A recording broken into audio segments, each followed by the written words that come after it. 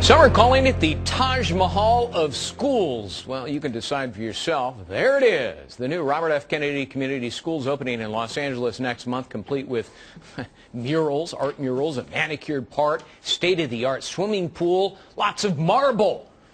And the cost? $578 million. That's going to be the most expensive public school in the country.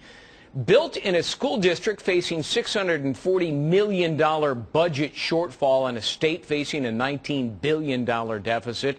Try doing the math on that one. Lee Hawkins is a reporter for the Wall Street Journal. If you look up irresponsibility in the dictionary, it should have the knuckleheads who came up with the idea of spending this kind of money on a public school. And that's really the problem in California. You've heard a lot about the budget crisis, but not a lot about the public relations crisis in California that's being caused by all of these examples of egregious spending. Basically, the city manager in Bell, California, making a salary of almost $1 million, who will retire as a multimillionaire, and now a $600 million school. And that's really a problem because the budget process really requires one to make trade-offs. Everyone needs to make a trade-off. But who wants to make trade-offs when you have this vivid example of a $600 million school? That's a real problem for Governor Schwarzenegger right now. This is just a classic example of overspending, profligate spending, isn't it?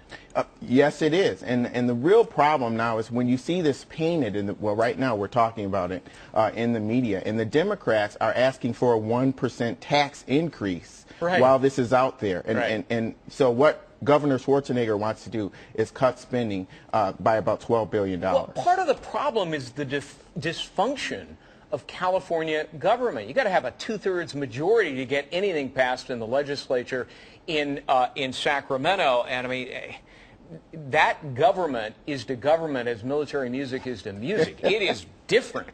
And this 2/3 supermajority is something that's been contested over time. And if you think about 30 years ago, there was an amendment called the Gann Amendment. And what that did was it controlled spending to population growth and inflation. They were able to grow the economy by about 120% because of this amendment. They probably need to bring something like that back. And this isn't just one bad decision.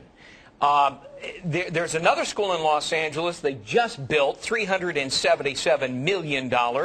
Another one, $232 million. Now, I grew up attending public schools, K through 12th grade, in Los Angeles.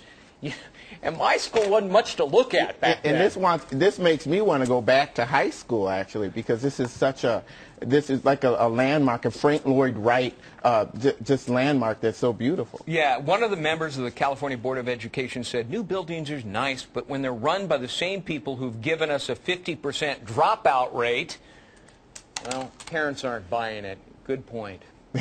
Lee Hawkins, Wall Street Journal reporter, thanks so much for being with us.